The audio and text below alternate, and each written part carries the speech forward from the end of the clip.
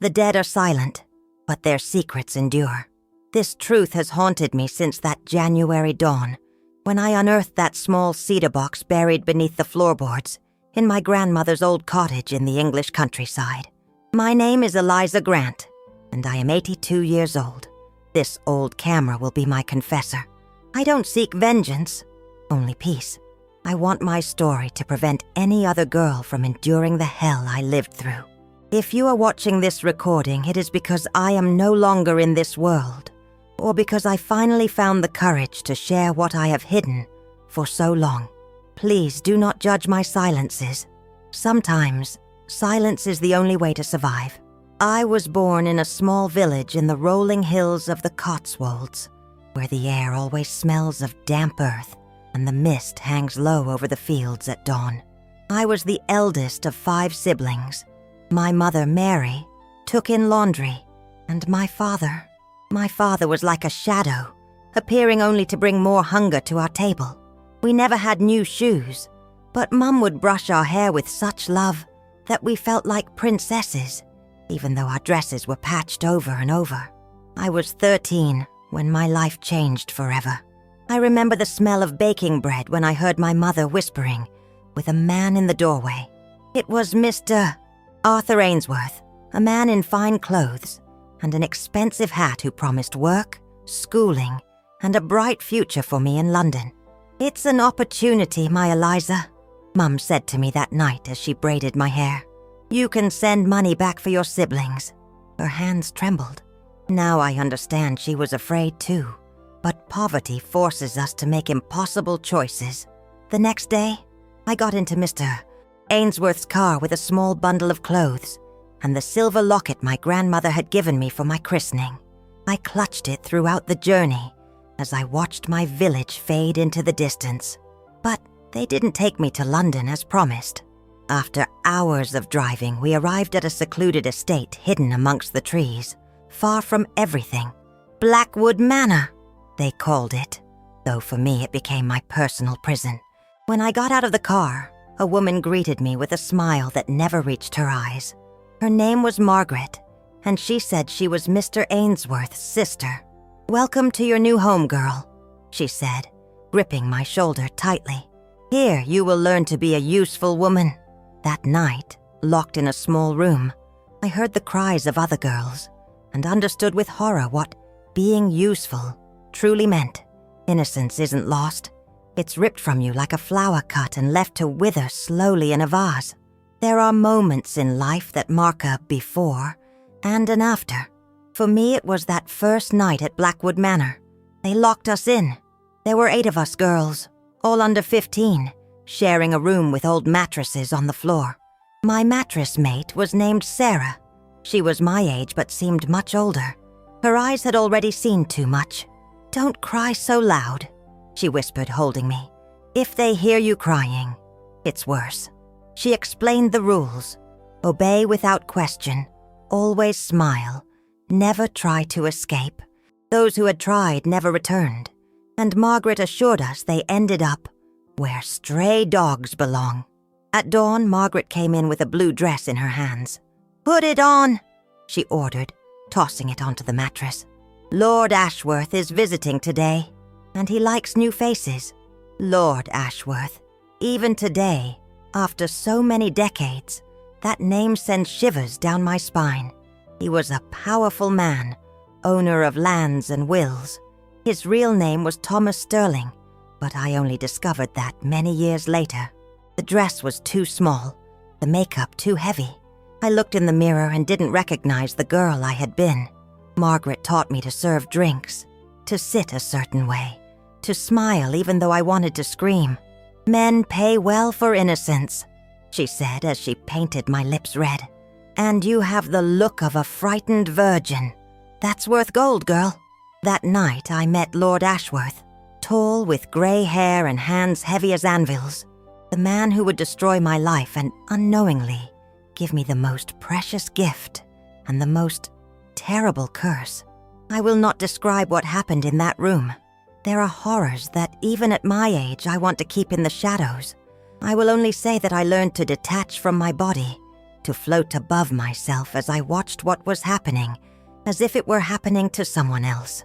It's a trick you learn to survive. Days turned into weeks, weeks into months. Every night was the same as the last. Different men, the same pain. I wrote letters to my mother that I never sent.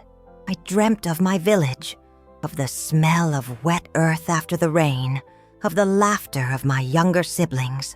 Sarah became my only family. We protected each other, shared the little food they gave us, nursed each other's wounds, both visible and invisible. Someday we'll get out of here, she promised me, as she braided my hair as my mother used to do. Life has strange ways of changing your plans. One day, my body began to change. My breasts ached. Morning sickness woke me up. At 15, I was pregnant. My pregnancy was like a small light in the midst of so much darkness. Although it had been conceived in horrific circumstances, that baby represented for me the possibility of loving someone unconditionally, of having someone who was truly mine. Margaret reacted unexpectedly when she found out. "This is a gold mine," I heard her tell Mr. Ainsworth. "Foreigners pay fortunes for fair-skinned babies." I didn't understand then what those words meant. In my naivety, I believed they would let me keep my child. They even gave me better food and less work during the first few months. I stroked my belly at night and sang lullabies I remembered from my childhood. "We'll call her Stella if it's a girl," Sarah would say, placing her hand on my belly, "because she'll be the star that guides us out of here." During that time, I met Eleanor, a nurse who occasionally came to check on the girls. Unlike the others, her eyes showed compassion. She examined me carefully and always found a way to leave me a little extra fruit or bread. "Take good care of that baby," she whispered to me once, "and be ready for anything." As my belly grew, so did my determination. I began to plan my escape with Sarah. We memorized the guards' schedules, observed when the keys were handed over, looked for less watched windows. But fate had other plans. One night in June, I felt the first pains. The labor was long and difficult, with no help other than Sarah holding my hand and biting her lip to keep from crying with me. After hours of agony, I heard the most beautiful cry in the world. "It's a boy," Sarah said with tears in her eyes. "A precious boy." I barely held him in my arms for a few minutes before Margaret came in with 2 men. They snatched him from me as I screamed and begged. The last thing I saw was my baby wrapped in a white blanket disappearing through the door. The child was stillborn, Margaret told me the next day, with that cold smile I hated so much. It was better that way. What were you going to do with a child? But I had heard his cry. I had felt his warmth. I knew my son was alive somewhere, and that knowledge kept me alive in the dark days that followed. 3 weeks later, when I could walk again, Sarah woke me up in the middle of the night. "It's now or never," she whispered, showing me a key she had stolen. "Eleanor gave it to me. She's waiting for us near the village." That night, we escaped. We ran as never before through fields and woods, guided only by the moonlight and desperation. Eleanor was waiting for us in an old car and drove us to the nearest train station. "Take this," she said, handing us an envelope with money and 2 fake IDs. "Go to London and never think of returning to your villages." Before we said goodbye, she handed me a small piece of paper. "Your son was sold to the Harrington family," she said, her voice breaking. "They registered him as Edward Harrington. That's all I know. Now go and don't look back." That paper became my most prized possession and my greatest curse. London welcomed me, as it welcomes all the desperate, with indifference. It was 1960, and the capital was bustling with life, oblivious to the pain of a girl searching for her stolen son. Sarah and I settled into a rooftop room in Whitechapel. We found work in a textile factory, where they didn't ask questions about our past. During the day, I sewed until my fingers bled. At night, I toured orphanages and children's homes, showing a drawing I had made of how I imagined my son. "He has big eyes and dark hair," I told the nuns, the social workers, anyone who would listen. His name is Edward. No one knew anything, or perhaps no one wanted to know. My obsession began to frighten Sarah. Eliza, the Harringtons are powerful people, she would tell me as she bandaged my blistered feet after another day of futile searching. If you keep this up, they'll kill you. But I couldn't give up. Every child I saw on the street could be my son. Every cry I heard at night could be his call. One Sunday, as I was handing out flyers with the little information I had, a man approached me. He was tall, broad-shouldered, with kind eyes. His name was Henry. "I've seen you coming here every weekend," he said. "Who are you searching for so intently?" I don't know why, but I told him everything. Perhaps I was too tired of carrying my secret alone, or perhaps I saw something in his eyes that inspired trust. He listened without judging me, without that look of pity or disbelief I knew so well. "I'll help you," he promised. "I know someone who works at the registry office. Perhaps we can find something." Henry kept his word. For months, he accompanied me in my search. We didn't find my son, but I found something I thought was lost forever. Hope. We married a year later, in a small ceremony with Sarah as our only witness. Henry knew everything about my past and loved me anyway. With him, I learned that not all men bring pain. Some bring healing. Our first son, David, was born in 1962. When I held him in my arms, I cried for him, and for the son they had taken from me. Henry held me in silence, understanding what others could never understand. Then came Emily and James. We built a family filled with love, though there was always an empty space in my heart, an absence that nothing could fill. Life went on. Sarah married and moved to Manchester.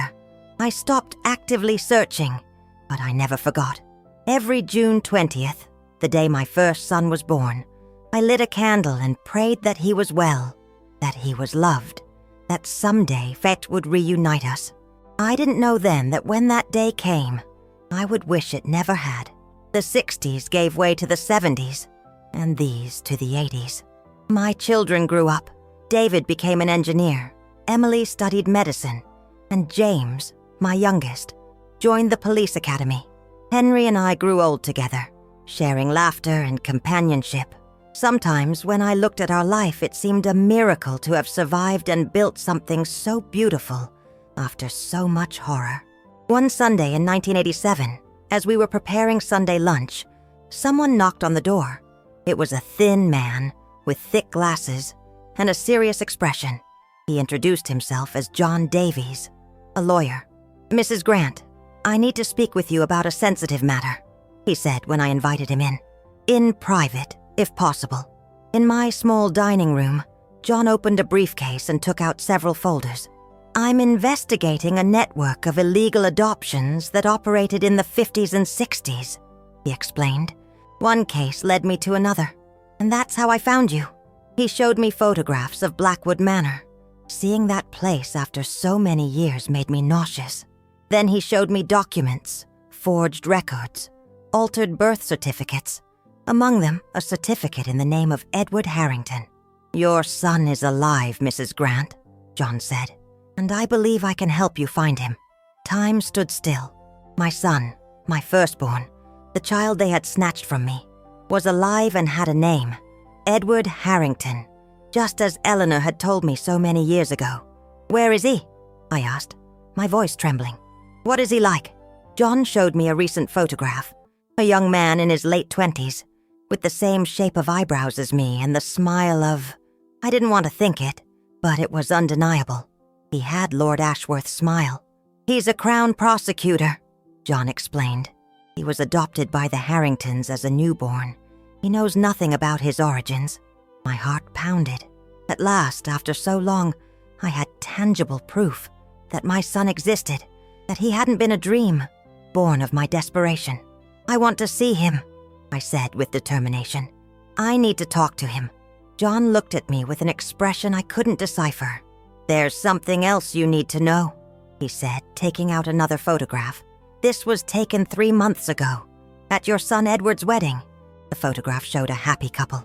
Him in a dark suit, her in a beautiful white dress, and then I saw her clearly. The bride, my Emily. The horror hit me like an icy wave. My son and my daughter, siblings unknowingly, married, expecting a child. No, I whispered, shaking my head. It can't be. But it was. Fate, with its macabre sense of humor, had brought my children together in the worst possible way. John explained that he had been investigating for years. He had discovered that Lord Ashworth, the man who had violated me, was actually Thomas Sterling, patriarch of one of Britain's most powerful families. He and his sister Margaret had run a network of human trafficking and baby selling for decades. "You have to tell them," John insisted, "before that child is born. How do you tell your children they are siblings? How do you destroy the happiness they have built with such a terrible truth?" I felt trapped in a nightmare with no way out. That night, after John left, Henry held me as I trembled uncontrollably. "What they did wasn't your fault," he kept repeating. "You are not responsible for this." But I felt responsible. If I had searched harder, if I had reported it, if I had shouted the truth instead of hiding it out of shame and fear, perhaps my children wouldn't be living this tragedy. The next morning, with a broken heart but my determination intact, I called all my children. It was time for them to know my true story. I gathered my family in the living room. Henry sat beside me, holding my hand like an anchor in the storm that was about to break. David came with his wife. James arrived alone, still in his police uniform. Emily and Edward arrived together, smiling, oblivious to the abyss that was about to open beneath their feet. Seeing them together, so in love, knowing what I knew, was like being stabbed 1,000 times in the heart. "I have something important to tell you," I began, my voice trembling, something I have kept for many years. I told them everything from the beginning. My childhood in the Cotswolds, my mother giving me away to Mr. Ainsworth, Blackwood Manor, the abuse, my pregnancy, the theft of my baby. I spoke without stopping, fearing that if I stopped, I would never find the courage to continue. Their faces changed as my story unfolded. Horror, disbelief, and compassion mingled in their eyes. When I reached the part about Edward, about his true origins, the silence in the room became unbearable. "It can't be true," Emily whispered, her hands instinctively protecting her belly. "There must be a mistake." Edward had gone pale, motionless as a statue. "Are you saying that I am your son?" he finally asked, his voice barely audible. "That the Harringtons are not my real family, and that Emily is my sister?" I added the words, burning my throat. "I am so sorry. I would give my life to spare you this pain." What followed was chaos. Shouts, tears, accusations. Emily ran out of the house, Edward after her. David looked at me as if he didn't recognize me. Only James came closer and hugged me, weeping with me. "Why didn't you say anything sooner, Mum?" David asked when the initial storm subsided. "I didn't know," I replied, heartbroken. "John Davies found me just yesterday. I have spent my whole life searching for my lost son, but I never imagined, never thought that fate could be so cruel." Then came questions about John's investigation. I showed them the documents, the evidence. The truth was undeniable, no matter how much we all wished it were a nightmare from which we could wake up. The night was long. Edward returned alone. Hours later, he sat opposite me, his eyes red from crying. "I need to know everything," he said, "about my real father, about how I ended up with the Harringtons. Everything." I told him what I knew about Thomas Sterling, though I omitted the most painful details. I told him about Eleanor, the nurse who had given me his name, and how I had searched for years for a clue to his whereabouts. "Do the Harringtons know the truth?" he asked, his voice filled with contained anger. "According to John, Robert Harrington, Thomas's son, continued the family business after his father's death," I replied. "If so, he must know everything about your origins." Robert Harrington was now a prominent politician with aspirations to become prime minister. The idea that the man who kept Thomas's criminal legacy alive was about to attain such power was terrifying. "I'm going to destroy them," Edward declared with a cold determination that painfully reminded me of his biological father. "I'm going to expose everything they've done." "You won't do it alone," James intervened. "I'll help you. I have contacts in the police. We can start an official investigation." David also joined in, offering his resources and contacts. In the midst of tragedy, my children united, finding a common purpose in the pursuit of justice. Only Emily remained. My daughter hadn't returned. Worry for her and for the baby she carried consumed me. That innocent child was not to blame for anything, but its existence was the result of a tragedy spanning generations. The next morning, Emily called. She was at a hotel. She needed time to process everything. Edward and she had decided to separate immediately, but they didn't know what to do about the pregnancy. "I don't know if I'll ever be able to look you in the face again, Mom," she said, her voice broken by tears. "This has destroyed my life." Her words shattered me, but I understood. I blamed myself too. Perhaps I always would. The fight against the Harringtons was just beginning, and none of us knew then how high the price would be.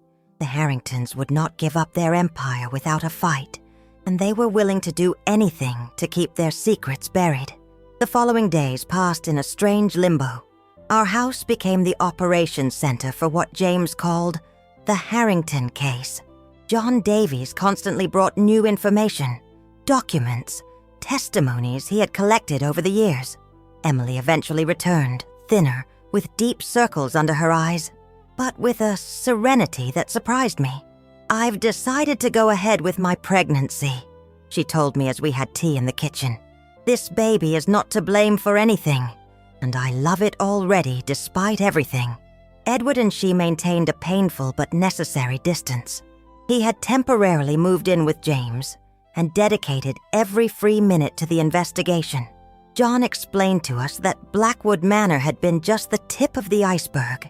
The Harringtons had built an empire based on suffering, human trafficking, baby selling, illegal adoptions, bribes to officials, all perfectly concealed under the facade of a respectable family of businessmen and politicians. "The most valuable thing we have," John told us one night, "is this." He showed us an old ledger he had obtained from a former employee of Margaret. In it, with chilling precision, were recorded all the transactions, names of the mothers, birth dates of the babies, prices paid, purchasing families. My name was there, next to the entry for June 20th, 1960.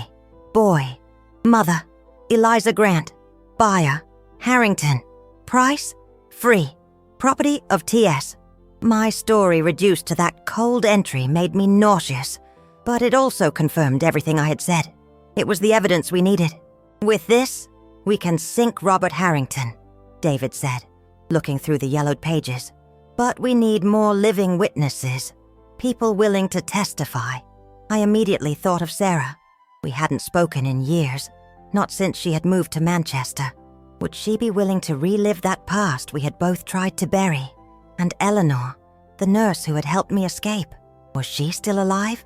Would she remember the details that could be crucial to our case? "I have an idea," James said one morning. "I can infiltrate Robert Harrington's organization. I'm in the narcotics unit. I can ask for a transfer to political security." "It's too dangerous," I protested, terrified at the thought of putting my son in the line of fire. "If they find out who you are, it's our best option, Mum," he insisted. "We need current evidence, not just from what happened 30 years ago." While James prepared his infiltration, I set about finding the women from my past. With John's help, we located Sarah in Manchester. She had aged like me, but her eyes still had that spark of determination I remembered. "I always knew this day would come," she told me when I told her about our investigation. "Monsters like them never pay for their crimes unless someone makes them." Sarah agreed to testify. She had also kept records, names, dates, detailed descriptions of the men who frequented Blackwood Manor. Her memory was astonishingly accurate, as if she had been preparing for decades for this moment. Eleanor was harder to find. She had died 5 years earlier, but her daughter kept letters where she mentioned her work in boarding houses that were actually exploitation centers. She didn't directly name the Harringtons, but she described a powerful man and his cruel sister who ran the business. As we gathered evidence, Edward used his position as a prosecutor to discreetly open files related to old cases of missing children, cases that had conveniently been closed by direct order of superiors linked to the Harringtons. James, meanwhile, managed to get into Robert Harrington's security team. Each week he brought us new information, secret meetings, bribes, veiled threats to those who stood in his way. But playing with fire has its consequences. One night, we received a call from James. His voice sounded tense, frightened.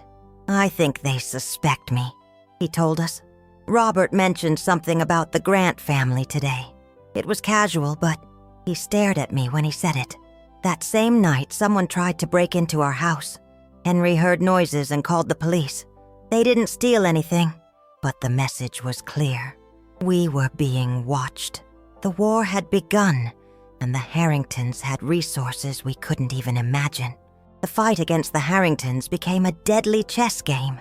They had power, money, and influence. We had the truth and the determination, born of pain. One morning, John didn't show up for our daily meeting. They found him 2 days later in a ravine outside the city. "Car accident," the authorities said. But we knew the truth. Oh, my child, if you're watching this video, you must understand that the fear I felt at that moment was worse than anything I experienced at Blackwood Manor. I didn't fear for myself. At my age, what else could they take from me?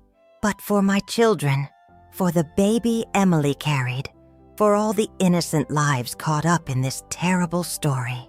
I remember that night, while everyone was asleep, I took out the old silver locket my grandmother had given me, the one that had accompanied me from the Cotswolds to hell and back.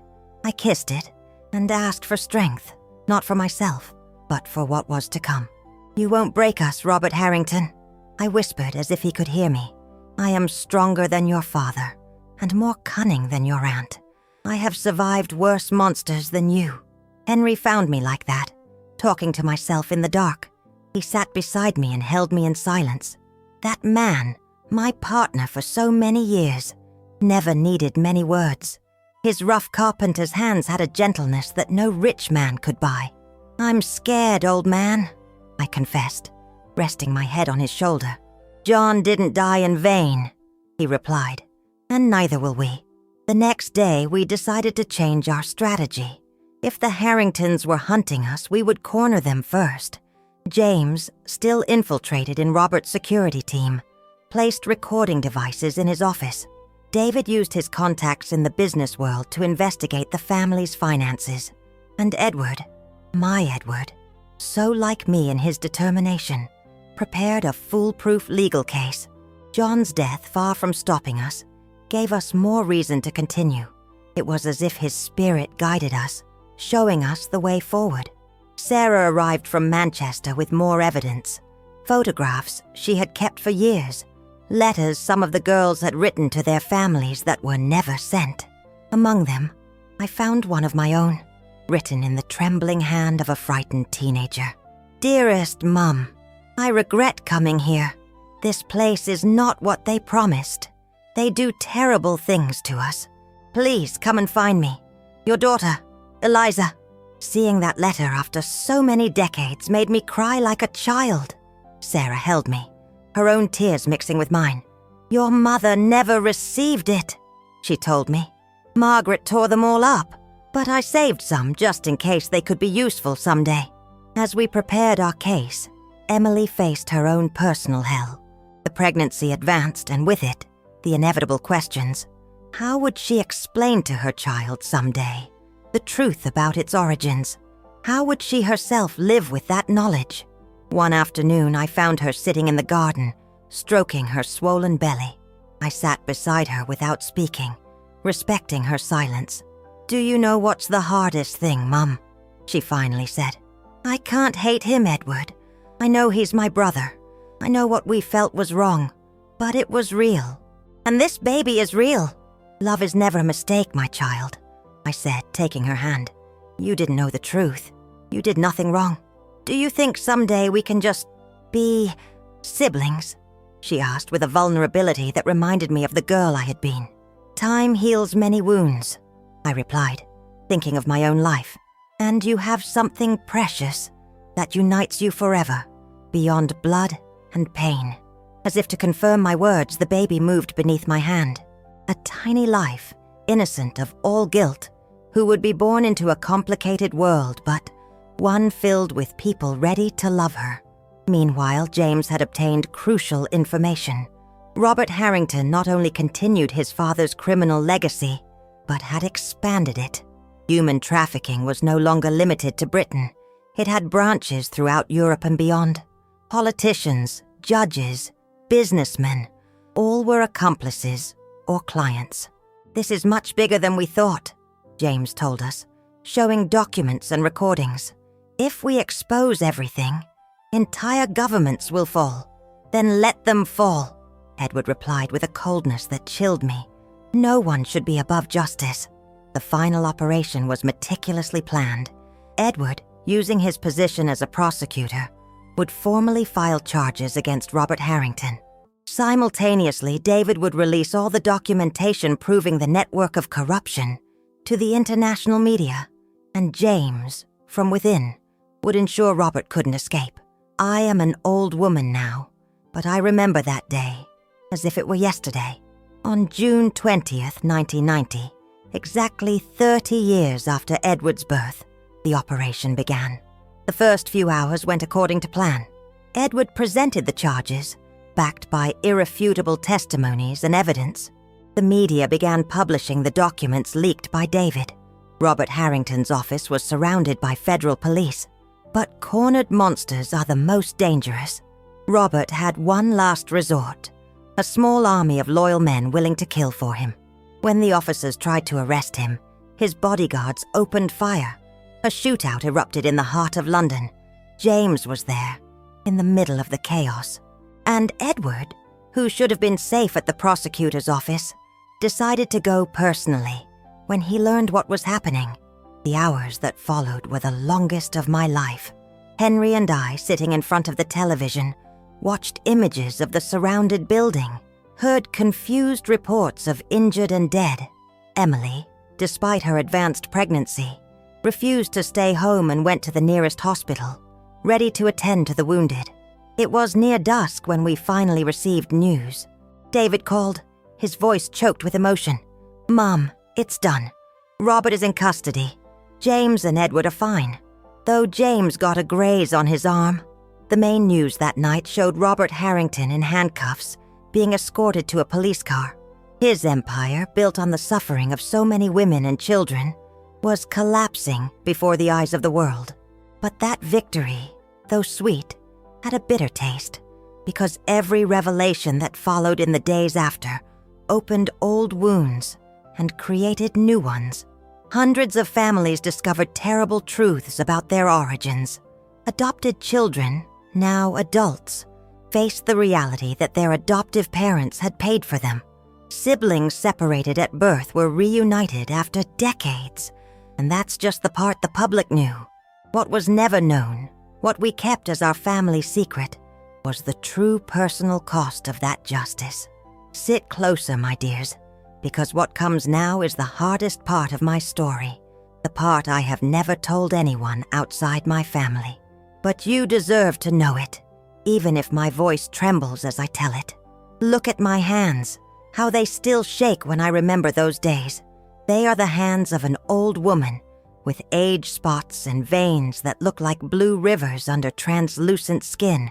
But these hands held my children, stroked their heads when they cried, prepared food to nourish them, worked until they bled to give them a better future. And these same hands buried those I loved most. The fall of Robert Harrington unleashed an earthquake that shook all of Britain. Newspapers called it the case of the century. More than 300 families were directly affected. Stolen children, deceived mothers, illegal adoptions spanning 3 decades. The magnitude of the horror left the country in shock. But while the outside world processed the scandal, we faced consequences much more intimate and painful. It all began with an unexpected visit 3 days after Robert's arrest. As we were still celebrating our victory, someone knocked on our door. It was an older woman, elegantly dressed but with tired eyes. She introduced herself as Eleanor Grant, my sister, my little Eleanor, whom I had left in the Cotswolds when she was just 5 years old. "Eliza, is that really you?" she asked, her voice trembling as I opened the door. "I've been looking for you for so long." We embraced, weeping in the doorway, 2 old women whom fate had separated and brought together in the strangest ways. Eleanor told me that our mother had died shortly after I left, consumed by guilt and remorse. Our younger siblings had been divided among relatives. She had spent years searching for me, following rumors and false leads. When I saw your name in the news, when I heard about the Harrington case, I knew it had to be my Eliza, she told me as we had coffee in the kitchen. I always knew you hadn't left voluntarily. Eleanor's presence was an unexpected balm. Having someone who knew my roots, who remembered our mother, our village, gave me a sense of belonging that I thought was lost forever. But the happiness of that reunion was eclipsed by what happened next. Robert Harrington, from his cell, orchestrated one last act of revenge. His lawyers anonymously leaked details about the relationship between Edward and Emily, about the baby that was about to be born. The tabloids feasted on the story. Prosecutor and doctor, incestuous siblings, the baby of horror, the curse of the Grants. Emily went into premature labor, probably due to the stress. The birth was difficult, complicated. The baby, a precious girl whom we named Stella, was born healthy. But Emily suffered complications, a hemorrhage that the doctors couldn't control. She died holding her daughter in her arms, with Edward by her side. Oh my God, even today, so many years later, I can barely speak of it without my voice breaking. My daughter, my Emily, the one who always smiled, the one who healed everyone with her gentle hands. She left, taking a piece of my heart with her. The funeral was private, but journalists lurked like vultures at the cemetery entrance. Henry, always my rock, kept the most persistent ones at bay. Edward was destroyed, consumed by a grief that seemed too great for one man. "It's my fault," he told me that night, holding little Stella in his arms. If I hadn't insisted on going after the Harringtons, if I had left the past in peace. "No, son," I replied. "The fault lies with those who did this to us. With Thomas, with Margaret, with Robert. Not yours. Never yours." But grief does not listen to reason. Edward sank into a deep depression. He withdrew from everyone, even from his newborn daughter. It was David who took care of little Stella during those first months, he and his wife Sarah, who proved to be a blessing to our broken family. Meanwhile, the trial against Robert continued. Every day, new evidence, new witnesses, new victims appeared. The case expanded, implicating politicians, judges, businessmen, a network of corruption that had operated with impunity for decades. Sarah and I testified together, supporting each other as we relived the horrors of Blackwood Manor. It was cathartic in a way, to finally be able to name our torturers, to see in their eyes the fear we had felt so many times ourselves. Robert was sentenced to life in prison. Other accomplices received lesser but equally significant sentences. Margaret had died years earlier, thus escaping earthly justice. But her name was forever marked as that of a monstrous trafficker in innocent lives. The victory seemed complete, but at what price? A month after Emily's funeral, Henry suffered a heart attack. The doctors said it was the accumulated stress, the tension of the last few months. My life partner, the man who had taught me to trust again, passed away in his sleep beside me. 2 such terrible blows, so close together, would have broken anyone. Sometimes I wonder where I found the strength to go on. I think it was for my grandchildren, for little Stella who needed her grandmother, for my children who were as lost as I was. One afternoon, as I was rocking Stella to sleep, Edward quietly entered the room. He looked gaunt, with a several days beard and deep circles under his eyes. He sat opposite me and, for the first time since Emily's death, truly looked at me. "Mum," he said in a hoarse voice, "I need you to tell me everything again. From the beginning. I need to understand who I am." And so I did. For hours, while the baby slept between us, I told him every detail of my life. Not as a victim, but as a survivor. I told him about my childhood in the Cotswolds, about the hills that turned orange at sunset, about my mother braiding my hair while singing old folk songs. I told him about Blackwood Manor, hiding nothing, but also without drama. It was my story, and I told it with the dignity of someone who has survived to tell it. I told him how I had searched for him for years, how every child I saw on the street could have been him, how I met Henry and we had David, Emily, and James. "I didn't stop looking for you," I said, "but I learned to live with the pain, not to let it consume me. Your love saved me. How do you not hate me?" he asked with tears in his eyes. "I am that monster's son. I carry his blood. You are my son above all else," I replied, taking his hand. "And you are a good man, Edward. What you carry within you is yours, not his." That conversation marked a turning point. Edward began to heal slowly. He returned to the prosecutor's office, but with a new purpose: to create a special unit for human trafficking and illegal adoption cases. He took responsibility for raising Stella with the help of all of us. David and Sarah moved closer to my house to help me after Henry's death. James, my youngest, left the police force and joined an international organization fighting human trafficking. Tragedy had hit us hard, but it had also brought us together in unexpected ways. And so, little by little, we found a new balance, a new normal, as the young people say now. The Grant Sarah Foundation was born a year later in a small office that David helped us buy. We started by helping families affected by the Harrington case, but soon expanded our work. We searched for missing children, reunited separated families, offered legal and psychological support to victims of trafficking. I worked there until my legs could no longer carry me. Sarah and I, two old women wrinkled as raisins, remained the heart and soul of the foundation. The warrior grandmothers, the younger ones called us. Why am I telling you all this? Because pain does not have the last word. Because justice, though late and costly, is still justice. Because the deepest wounds can heal, leaving scars that remind us of our strength, not just our suffering. And because, as the saying goes, the truth shall set you free. Although sometimes the path to that freedom leads through hell itself. Today I woke up with aching joints. The rain always affects me like this, as if my body remembers all the storms it has been through. The nurse at the home says it's arthritis, but I know it's something deeper. It's the weight of the years, of the stories, of the memories that accumulate like sediment at the bottom of a river.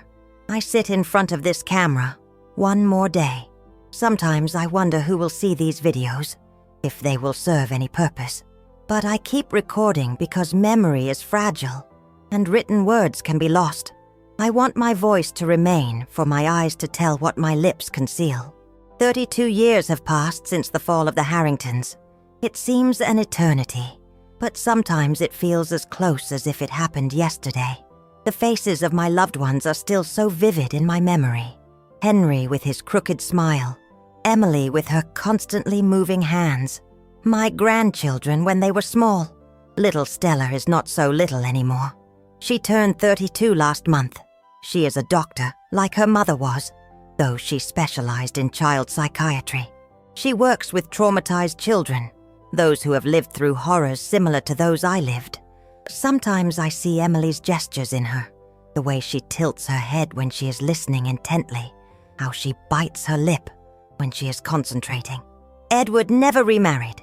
He dedicated his life to his daughter and his work. He retired 2 years ago as head of the Specialized Prosecution Unit against human trafficking, a unit he himself helped create. He comes to see me every Sunday, always with fresh flowers and pastries from the French bakery near his house. We talk about everything and nothing, like old friends who have overcome life's best and worst together. David, my firstborn with Henry, went ahead of us. A stroke took him 4 years ago, quickly and painlessly, according to the doctors. Sarah, his widow, still visits me with my great-grandchildren, who fill this sometimes too quiet place with laughter. And James, my little James, continues to travel the world. His work with the international organization takes him to remote places where people are still trafficked like merchandise. Sometimes months pass without hearing from him, and then he suddenly appears, tanned and with new wrinkles around his eyes, but always with that unbreakable energy that characterizes him. The Grant Sarah Foundation has become a respected international institution. Sarah didn't live to see it. She left us 6 years ago, peacefully in her sleep. But her legacy lives on. The foundation has helped reunite over 1,000 families separated by trafficking, has driven legislative changes across the continent, has created prevention centers in remote corners. Sometimes I am invited to give talks at universities or conferences. I always politely decline. My story is already out there. It has taken on a life of its own. The Eliza's Laws, as they are now called, toughened penalties against human trafficking and facilitated the search process for missing persons. My name, which means hope, became a symbol of resistance and justice. It's strange to think that a country girl from the Cotswolds, who was once sold like cattle, now appears in textbooks and documentaries. Life has twists that no novel could invent. But I am not speaking to you today to boast. I am speaking to you to tell you about roots and wings, about how, despite everything, my family found a way to heal, to grow, to flourish even in the most hostile ground. After Emily's death, when Edward began to recover, he asked me to go with him. He wanted to see the place where I was born, where this story began. It was a difficult journey for my old body, but necessary for my soul. My village had changed and remained the same at the same time. The hills were still there, eternal in their silent wisdom. Some old cottages had been replaced by modern buildings, but the market square kept its vibrant colors, its smells of spices and baking bread. I looked for the house of my childhood, almost without hope of finding it. And yet, there it was, a little crooked like a tired old woman, with its tin roof and faded walls. A young family lived there now. They invited us in when I explained who I was. My grandmother used to tell us stories about a girl who lived here and was taken to London, the woman told me, as she served us tea in chipped cups. I always thought they were just stories to scare us.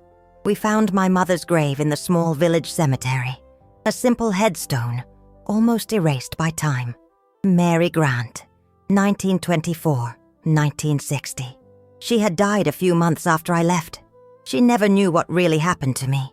She never got to ask for my forgiveness. I never got to tell her I forgave her. Edward knelt by the grave and placed wild flowers we had gathered along the way.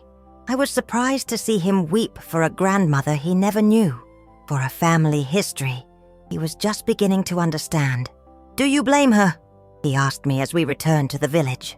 "For many years, yes," I replied honestly. "But now I understand that she was also a victim. Poverty forces us to make impossible choices." "But you never sold your children," he pointed out with some bitterness. "Because I had other options," I explained. "Henry, the education I could give them, the decent work. My mother had none of that.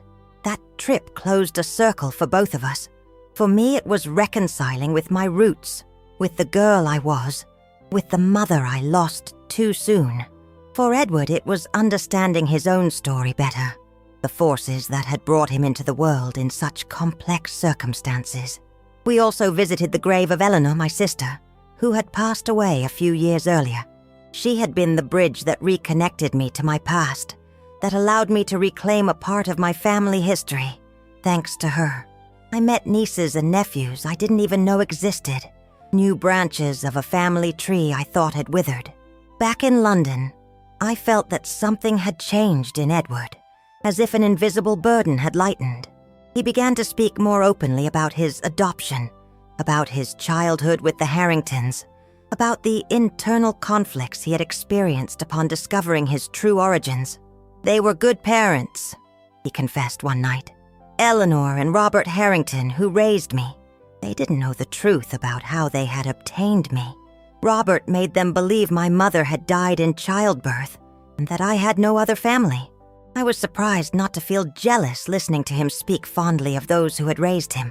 On the contrary, I felt gratitude towards those people who had loved my son when I could not. I'm glad you had love," I said sincerely. "It's all I ever wanted for you. Now I have 2 families," he replied, taking my wrinkled hand in his, "and both a part of who I am."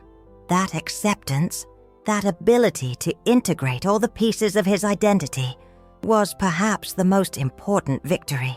More than the fall of the Harringtons, more than the legislative changes, more than public recognition. My son, the one who was taken from me, had found peace, and with that peace came a new purpose.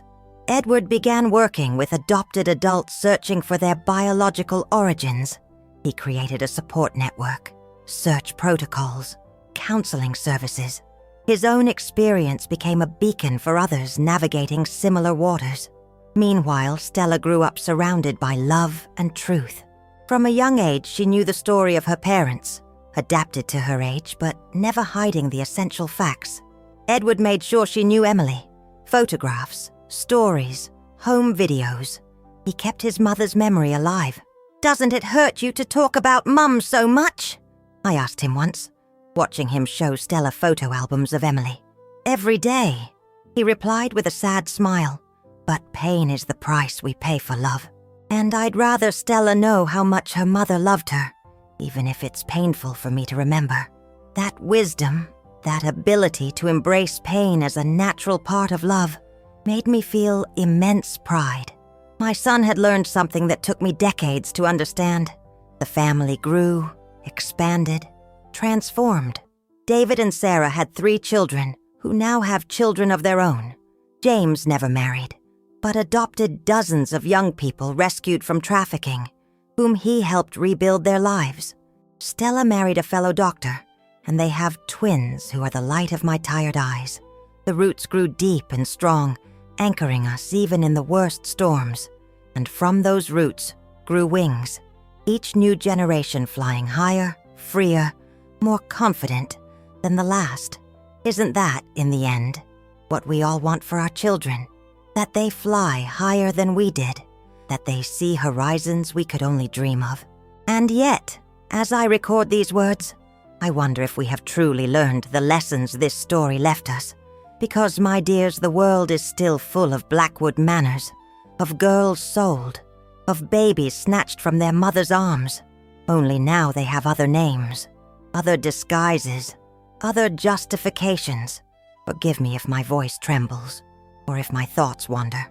At 82, memory is like a string of pearls with a frayed thread.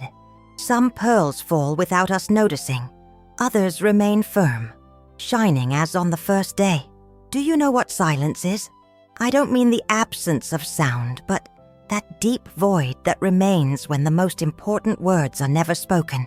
For decades I lived in that silence. The silence of not being able to speak about what they had done to me. The silence of not knowing where my son was. The silence of the thousands of women like me who buried their stories under layers of shame and fear. Come a little closer. I want to share with you something I discovered too late in life. Silence kills. It kills as effectively as a bullet, only more slowly, from the inside out. When Stella was 16, the same age I was when I gave birth to her father, she asked me to accompany her to a conference where she would speak about human trafficking. I was already a known figure in that field, although I rarely participated publicly in events. I preferred others to tell my story while I worked behind the scenes at the foundation. But that time, I agreed. The room was full of young people, mainly university students. Stella spoke eloquently about statistics, trends, public policies. When she finished, she introduced me and asked me to share my experience. I froze. It was the first time I had faced such a large audience without the protective filter of the journalists or filmmakers who usually told my story. I felt naked, vulnerable.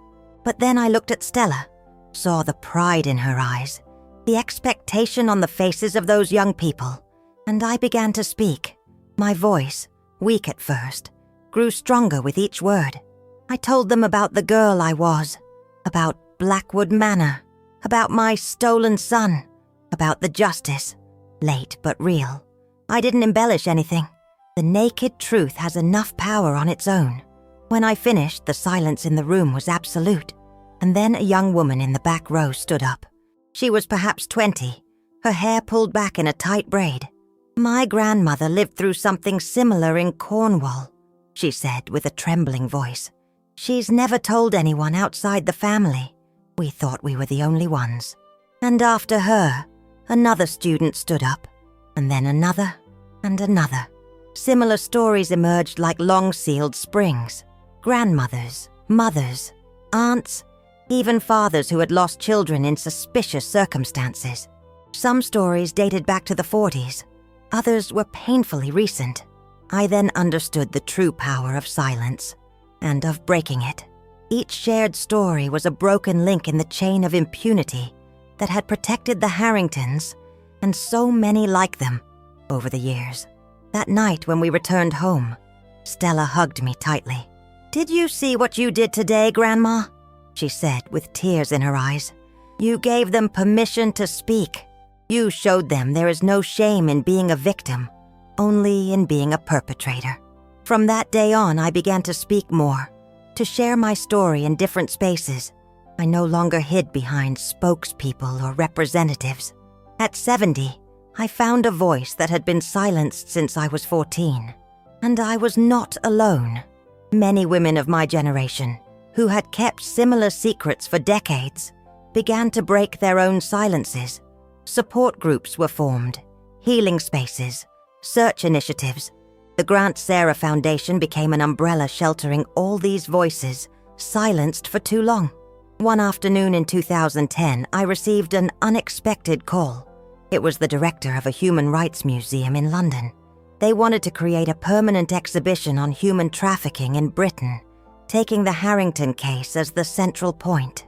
"We need personal objects, Mrs. Grant," he explained. "Something that humanizes the story, that makes it real for those who didn't live it." At first, I resisted. What objects could I have? Poverty and constant moves had taught me to live with little, not to cling to material things. But then I remembered the silver locket my grandmother had given me before I left with Mr. Ainsworth. I had kept it over the years as a talisman connecting me to my roots, to the girl I was. "I have something," I told him, "but it is priceless to me. We will treat it with the utmost respect," he assured me, "and it will be accompanied by your story, told in your own words." Giving them that locket was like parting with a part of myself, but it was also liberating, because it was no longer just my story, my pain, my struggle. It had become part of a broader narrative, a collective testimony of human resilience in the face of the most extreme cruelty. The exhibition opened 3 months later. Voices of Silence, they called it. My locket was in a central display case, alongside other objects donated by survivors. A rag doll a girl had managed to hide during her captivity, a letter never sent to a distant mother, a ledger with names and prices of babies sold. I attended the inauguration accompanied by my whole family. Edward, gray-haired but standing tall. Stella, radiant with her 7-month pregnancy. James, just back from a mission in Africa. David's children with their own children. 4 generations of Grants united by blood, pain, and hope. As we walked through the exhibition, a young journalist approached me. "Mrs. Grant, how do you feel seeing your story exhibited like this, for everyone to know?" I looked around before answering. I saw entire families absorbed in the readings, young people taking notes, children asking their parents difficult questions. I saw understanding, indignation, empathy on their faces. "I feel at peace," I finally replied, because silence can no longer protect the guilty or isolate the victims. That night, after the inauguration, Edward brought me a surprise. He had managed to locate Eleanor, the nurse who had helped me escape Blackwood Manor. "She is very old and ill," he warned me, "but she wants to see you." The next day, we visited a nursing home on the outskirts of the city. Eleanor was in a wheelchair, her body ravaged by age and illness, but her eyes still held that spark of kindness I remembered. "Eliza," she whispered when she recognized me. "My brave girl." We embraced, two old women united by a past that had marked our lives in such different but equally profound ways. "I always wondered if you had managed to find your son," she said, her voice barely audible. "If the paper I gave you had been of any use." Eleanor told me how she had finally mustered the courage to help Sarah and me escape. "After you, I helped 3 other girls escape," she revealed, "until Margaret suspected, and I had to flee myself." She had dedicated the rest of her life to pediatric nursing as a form of redemption for the babies she hadn't been able to save. She never married or had children of her own, but she had touched countless lives with her silent kindness. "I could never report them," she lamented. "I was too afraid. Perhaps if I had spoken sooner." "You did more than many would have done," I comforted her. "You gave us a chance when no one else did." Eleanor became part of our extended family, an adoptive great-aunt to my grandchildren. Her testimony was crucial in closing some of the cases that were still pending against former associates of the Harringtons. Eleanor died a year later, peacefully in her sleep. At her funeral, filled with former patients and colleagues who adored her, I understood that there are many forms of resistance.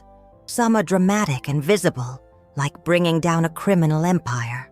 Others are silent and constant, like a life dedicated to healing and protecting. Both are equally valuable, equally necessary.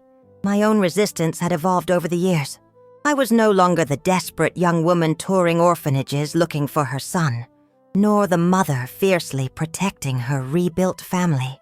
Now I was the grandmother who told stories, who kept memory alive, who insisted on remembering when others preferred to forget. Because forgetting is an accomplice to abuse. And I had promised myself, and I had promised Sarah, as I held her hand on her deathbed, that we would never let the world forget. Time has a peculiar way of closing circles. Sometimes these closures are obvious and dramatic. Others, they are so subtle that we only notice them when we look back and contemplate the complete panorama of our lives. In 2015, when I spent more time in this home than in my own house, my legs no longer supported me well and Edward was too busy to take proper care of me. I received an unexpected visit. A young woman, perhaps in her early 30s, asked for me at the reception. When she entered my room, I was struck by her resemblance to someone I couldn't place. She had a thick folder under her arm, and nervousness was reflected in her tense posture. "Mrs. Grant," she began, sitting in the chair beside my bed. "My name is Isabel Harrington." The surname sent an involuntary shiver down my spine. After so many years, it still had that effect on me. "I am Robert Harrington's granddaughter," she continued, observing my reaction, "and I am here because I need to understand." I looked at her in silence, waiting for her to continue. I didn't feel anger or fear, as I might have expected, just a strange, almost distant curiosity. Isabel explained that she had grown up knowing nothing about her family's crimes. Her father, Robert's son, had changed his surname and cut off all ties with his past. But recently, Isabel had begun investigating her family roots and had discovered the terrible truth.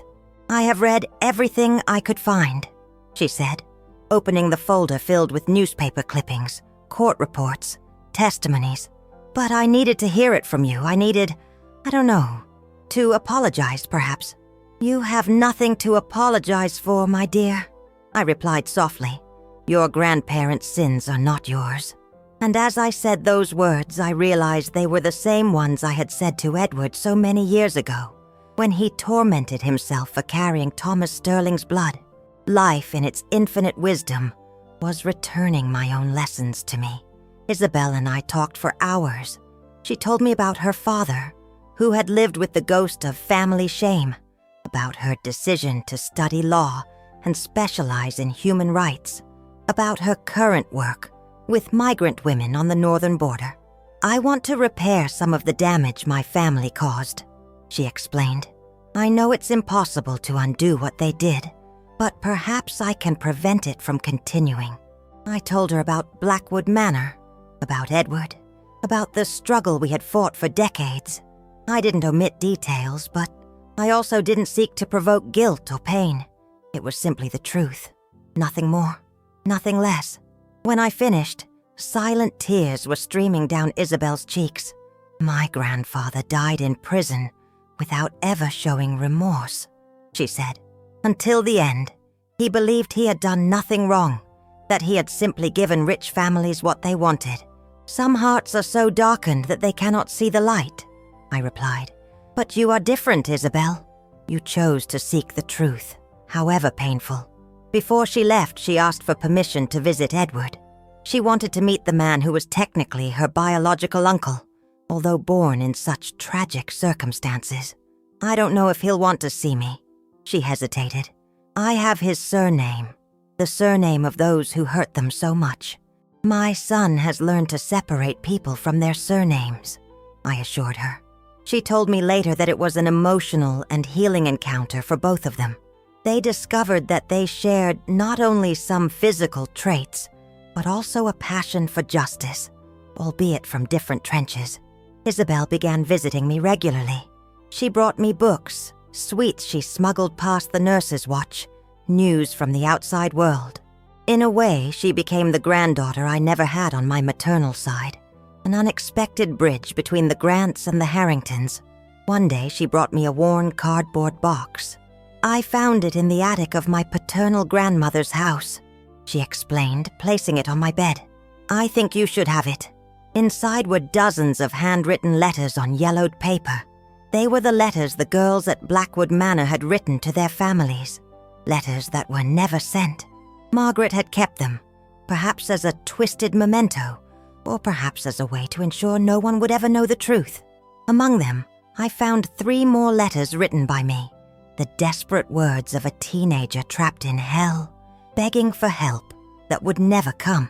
One of them was addressed to my sister Eleanor, telling her about my pregnancy, about my hopes and fears for the baby growing in my belly. "If it's a girl, I'll call her Mary, like Mum. If it's a boy, I'll call him Thomas, like Grandad. Please, Eleanor, if I ever escape from here and can't find my baby, help me look for him. He has big eyes like yours, and Grandad's straight nose." I read those forgotten words with a mixture of sadness and astonishment. The girl who had written them no longer existed. She had transformed into the woman who now held the paper between hands, wrinkled with age. And yet, something of her remained, that unbreakable determination, that hope against all logic. Isabel helped me locate the families of some of the girls mentioned in the letters. Many had died. Others preferred to leave the past buried, but some, like me, found in those long-lost words a form of closure, of reconciliation with their history. One afternoon, as we were going through the letters together, Isabel asked me a question no one had ever asked me before. "Have you ever thought about visiting Blackwood Manor, the place where it all happened?" My first reaction was rejection. Why would I want to return to the scene of my worst nightmares?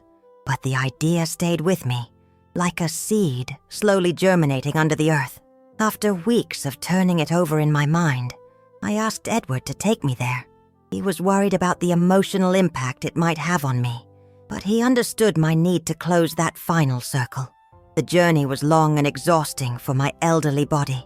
The house was in a remote area between Wiltshire and Dorset, which was now much more populated and developed than in my time. When we finally arrived, I was surprised at how small the property seemed. In my memory, Blackwood Manor was a huge, labyrinthine, ominous place. The reality before my eyes was a dilapidated building with broken windows and walls covered in graffiti. After the fall of the Harringtons, the property had been confiscated and then abandoned. No one wanted to live in a place with such a history. Edward helped me out of the car. We walked slowly towards the entrance, my hand clasped to his arm, my cane tapping the uneven ground. "Are you sure you want to go in?" he asked, concerned about my hurried breathing. "I need to," I replied. "I need to say goodbye to the girl I left here." The interior was partially collapsed. The wooden floors had given way in some places. The walls showed damp stains. The wallpaper hung in shreds. And yet, I could recognize every room, every corner, as if I had them mapped in my soul. "This is where we slept," I told Edward, pointing to an empty room on the second floor. Sarah and I shared a mattress by the window. I showed him the kitchen where we peeled potatoes for hours, the dining room where we served drinks to the clients, the office where Margaret kept her macabre records. And finally, I took him to a small room at the back. "This is where you were born," I said, my voice cracking with emotion. "In this very place, I held you in my arms for the first and last time, until I found you again, 30 years later." Edward held me as I wept, releasing a pain I didn't know I was still carrying. They weren't just tears of sadness, but also of liberation, of acceptance, of a strange form of gratitude for having survived to tell this story. Before we left, Edward took the silver locket out of his pocket. He had temporarily retrieved it from the museum for this trip. "I think you should leave it here, Mum," he suggested, "as a symbol that you are finally free of this place." I held the locket in my palm for a long moment, feeling its familiar weight, remembering the grandmother who had given it to me, the girl who had clutched it during nights of terror, the woman who had kept it as the only link to her past. Then, with a quiet certainty, I placed it in a hollow in the wall, where the rays of the setting sun illuminated it for an instant. "Goodbye," I whispered, not to the locket, but to everything it represented. "You can rest now." As I left Blackwood Manor for the last time, I felt something break and heal simultaneously within me. A circle closing, a story reaching its natural end, not with a great crash, but with a soft sigh, like that of a child who can finally sleep without fear. There are days when my old bones ache so much that I can barely move. The nurse says it's normal at my age, but I know it's more than that. It's as if every person I have lost, every battle I have fought, every tear I have shed has left its physical mark on me, a map of pain and love etched on my wrinkled skin, on my swollen joints, on my stooped back. But there are also days like today, when the light enters through the window in a certain way, and I feel a lightness that defies my tired body. These are the days when my great-grandchildren come to visit me, bringing colorful drawings and laughter that rejuvenate my spirit. Stella's twins, Tom and Alice, are 10 years old now. They are bright and curious, growing up in a world so different from the one I knew. A world that, although still imperfect and sometimes cruel, also offers possibilities that were unthinkable for the girls of my generation. Today they have come with their mother and a new camera. They want to record my stories, they say, for a school project on everyday heroes. That title amuses me. I have never considered myself a heroine, just a survivor, a woman who did what she had to do to protect her own. But as I answer their innocent questions, gently editing the rawest details of my story, I realize something important: what we inherit and what we pass on. From my mother, I inherited resilience, the ability to keep going even when everything seems lost. From my grandmother, a simple but unwavering faith that in the end, good prevails over evil. From Sarah, my fellow captive, I learned about solidarity between women, about how to support each other when the world tries to break us, and that is also my legacy. Not money, I never had much, nor property. My house already belongs to Edward. But these lessons distilled from a long and complex life, the certainty that our dignity is non-negotiable, that our voices matter, that justice, though late, is possible. My great-grandchildren look at me with eyes that do not yet know true suffering, and I pray that they never know it, as I did. But I also know that life will bring its own challenges, its own battles to fight, and I hope that when that time comes, some of my strength will flow in their veins, some of my determination will guide their decisions. I have seen how my children and grandchildren have taken different aspects of my story and turned them into their own personal missions. Edward with his work in the prosecutor's office, fighting the same type of crimes that almost destroyed our lives. James traveling the world to rescue other Elizas, trapped in modern hells. Stella healing the invisible wounds of those who have experienced similar traumas. Even Isabel, Robert Harrington's granddaughter, has found her own path to redemption, transforming her family's dark legacy into a light that guides her work with vulnerable women. Inheritance is not just what we receive, but what we choose to do with it. We can let pain consume us, let hatred poison us, let bitterness isolate us, or we can transform those experiences into fuel to create something better, something that transcends our own limited existence. When my great-grandchildren finish recording and carefully put the camera away, I ask them to come closer. I take their small hands in mine, feeling the contrast between their soft skin and my gnarled, time-marked hands. Do you know why I tell you these difficult stories? I ask them. They shake their heads, curious. Because you are my hope, I tell them. Every time I see you grow, strong and kind, I know that everything I lived through had a purpose. You are proof that evil does not have the last word. Alice, the more thoughtful of the two, looks at me with an intensity that reminds me of Emily. Grandma Eliza, she says, using that simple title they invented for me. Do you think the bad things that happened to you made you stronger? It's a deep question for a 10-year-old, one that many adults don't dare to ask. No, my child, I answer after thinking about it. Suffering itself does not strengthen. It often destroys. What made me strong was love. The love I received and the love I was able to give despite everything. That is the true strength, the only one that matters in the end.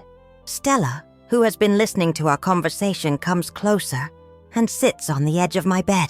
She has Emily's eyes, but Edward's laugh, a perfect combination of my two children. Mom always said you were the strongest person she knew, she tells me. Dad says the same. Your mother was much stronger than I was, I reply, feeling the familiar ache that always accompanies the memory of Emily. She faced the most terrible truth with a dignity that took me decades to find. We talk for a while longer about Emily, about Henry, about all those who are no longer physically with us, but whose presences we still feel.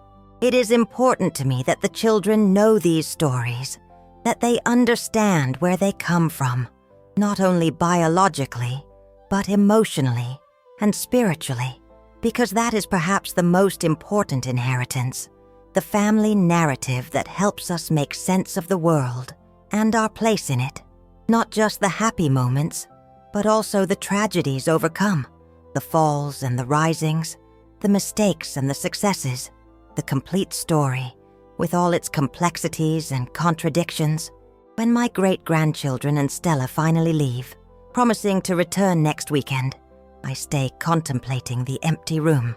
The walls of the home are a bland beige, but I have filled them with photographs, drawings, memories of a long and full life, despite everything. I think of Blackwood Manor, how a place designed to destroy lives ended up being, indirectly, the origin of so many new lives, of so much true love, of so much genuine good. It's not that I haven't lost irreplaceable things along the way. I have, and they hurt every day. But I have also gained treasures that no one can ever take from me. The family I built, the lives I helped change, the truth I helped reveal. And as the sun sets beyond my window, painting the sky with oranges and violets, I wonder what my parents would say if they could see me now. If they would be proud of the woman, that scared girl who left the Cotswolds with a patched dress and a silver locket became. I think they would be.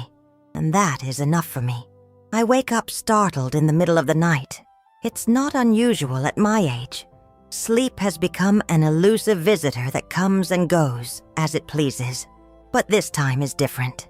It's not the pain in my joints or daily worries that have snatched me from sleep. It is a deep, almost physical certainty. My time is running out. I don't say it with fear or sadness. At 82, death is not an enemy, but an old acquaintance with whom I have danced many times and who, finally, has come to stay. I turn on the small lamp beside my bed and take this camera. If these are my last days, I want to leave my final words recorded. A last gift for those who come after me. You know, life is a strange journey. When I was a girl in the Cotswolds, my world was limited to the hills surrounding the village. I couldn't even imagine what awaited me beyond those misty peaks. Now, at the end of the road, I see that every step, even the most painful ones, had its purpose. Last week, Edward brought a journalist who was writing a book about the Harrington case. He wanted a final interview to complete the historical record, he said. He asked me many questions about Blackwood Manor, about baby trafficking, about the legislative changes that came about afterwards. Important questions, no doubt. But when he left, I realized he hadn't asked the only thing that truly matters. How do you keep living after the horror? How do you build joy on foundations of pain? How do you love when they have taught you to fear? Those are the real questions, don't you think? And those are the ones I want to answer now, while I still can. You keep living one day at a time. At first, you just survive. You get up because you have to. You eat because your body needs it. You breathe because it's automatic. There are no big goals. Just small moments of not pain that you learn to value. Then, little by little, you begin to notice things. The taste of hot tea on a cold morning, the laughter of a child in the park, the texture of a soft fabric against your skin.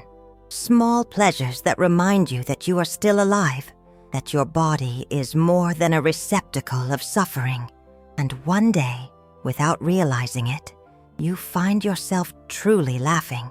Not the fake laugh you practice to survive, but a genuine one that comes from deep within your gut. It's like rediscovering a forgotten muscle, one you thought was forever atrophied. That's how it was for me. Henry was my first teacher in the art of living again. Not with grand romantic gestures, but with his constant presence, his infinite patience, his ability to see in me not a victim, but a complete, complex woman, capable of loving and being loved. The arrival of my children expanded that learning. With them, I experienced a love I didn't know was possible. A love that asked for nothing in return, that didn't manipulate or control. A love that healed the deepest wounds without even trying. And so, step by step, day by day, year after year, I learned to build joy, not on pain, because that would be impossible, but in spite of it, alongside it, recognizing it as part of my history, but not its entirety. As for loving after fear, that was perhaps the hardest thing. The first year with Henry, I would wake up startled from nightmares. Sometimes his mere touch would cause me panic. He was never impatient, never pressured me. He waited until I could separate his loving touch from those others that had left invisible scars. I remember one night, perhaps 2 years after we met, when I was finally able to sleep in his arms without fear. It was such a silent victory that no one else noticed it, but for me, it was like conquering a mountain. These lessons, these small daily triumphs against the past, are what give meaning to my story. Not the fall of the Harringtons, not the laws that bear my name, not the public accolades, but the human capacity to be reborn from the ashes, to find light in the deepest darkness. I look out of my window. It is dawn. The first rays of the sun paint the sky a delicate pink, like the inside of the seashells James brings me from his travels. A new day begins, and with it, new possibilities. Perhaps Stella will come with the twins today, or maybe Edward, With that special edition Belgian chocolate he knows I love, Isabel promised to bring me a new book of poetry. These are small joys I look forward to, like when I was a child and counted the days until the village fair. And if today is the day that death finally takes my hand, I will also be at peace. I have lived a full life. Despite everything, I have loved and been loved. I have fought important battles and won the ones that mattered most. I have left a mark on this world, small perhaps in the grand scheme of things, but significant for those who have known me. There's an old saying from my village that my grandmother used to say, "The road is long, but our spirit is stronger." How right she was. The path of my life has been incredibly long and difficult, but my spirit never broke. Bent perhaps, cracked no doubt, but never completely broken. And that is my final message to you. Whoever you are, wherever you are, whenever you watch this video, your spirit is stronger than any road you must travel. Your inner light can survive the densest darkness. Your capacity to love can be reborn, even from the deepest wounds. I know this because I have lived it. I, Eliza Grant, a simple woman from the Cotswolds, who walked through hell and found on the other side an unexpected garden where flowers of all colors grew among the ashes. Silence kills. Do not let your stories go untold. Do not let fear steal your voice. Every shared story is a life that can be saved, a heart that can be healed, a future that can be changed. Mine ends here, but yours is just beginning.